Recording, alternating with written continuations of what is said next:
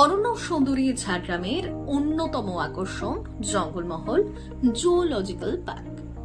বন দপ্তরের ধবনী বিটে প্রাকৃতিক পরিবেশের মধ্যে থাকা পার্কটি একটা সময় ডিয়ার পার্ক নামেও পরিচিত ছিল। তবে রাজ্যে রাজনৈতিক পালাবদলের পর আমূল বদল ঘটেছে এই পার্কের। সময়ের ফেরে সম্প্রসারণ ও আধুনিকীকরণের পাশাপাশি আনা হয়েছে দেশ বিদেশের বিভিন্ন প্রজাতির পশু ও পাখি। জুওলজিক্যাল পার্কে আধুনিকীকরণের নবতম সংযোজন হলো অনলাইনে টিকিট কাটার ব্যবস্থা। এবার থেকে কাউন্টার থেকে টিকিটের পাশাপাশি অনলাইনেও কাটা যাবে টিকিট। আমি গত পরশুদিন ওয়েবসাইট থেকে জানতে পেরেছি যে আমাদের ওয়েস্ট বেঙ্গল জু অথরিটির ওয়েবসাইট থেকে অনলাইনে টিকিট কাটা যাচ্ছে এবং আমি টিকিট কাটি এবং আমি সেই টিকিট নিয়ে আজকে ডিয়ার পার্ক ভিজিট করতে এসেছি, অর্থাৎ আমাদের জঙ্গলমহল জুওলজিক্যাল পার্ক।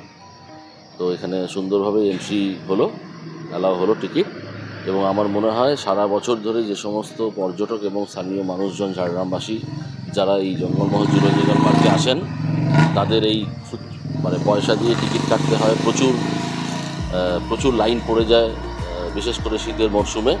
তো সেই সময় বাঁচতে অনলাইন টিকিট কেটে এখানে আসাই খুব ভালো উদ্যোগ এটা ফরেস্ট ডিপার্টমেন্টের। জঙ্গলমহল জুওলজিক্যাল পার্কে 3 থেকে 12 বছরদের জন্য টিকিটের মূল্য 10 টাকা এবং তার ঊর্ধ্বে 25 টাকা। পর্যটনে ভরা মরশুমে টিকিট কাটতেই দীর্ঘ সময় ব্যয় হতো। তাছাড়া খুচরোর সমস্যা মাঝে মধ্যেই দেখা দিত। অনলাইন ব্যবস্থা চালু হওয়ায় সেই ঝক্কি আর পোহাতে হবে না কোনো পক্ষকে।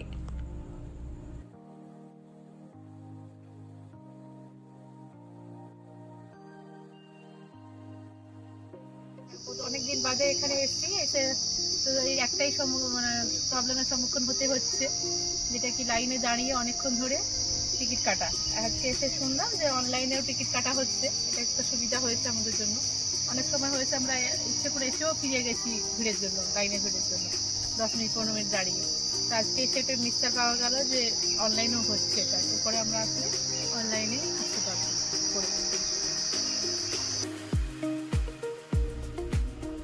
রাজ্যের চিড়িয়াখানা কর্তৃপক্ষের এমন পদক্ষেপে স্বস্তিতে জঙ্গলমহলের পর্যটন মহল। কারণ পর্যটকরা এখন হোটেল বা বাড়িতে বসে অনলাইন টিকিট বুক করে নির্ধারিত কিউআর কোড স্ক্যান করলে পার্কে প্রবেশ করতে পারছেন। ব্যুরো রিপোর্ট, আজকের ঝাড়গ্রাম।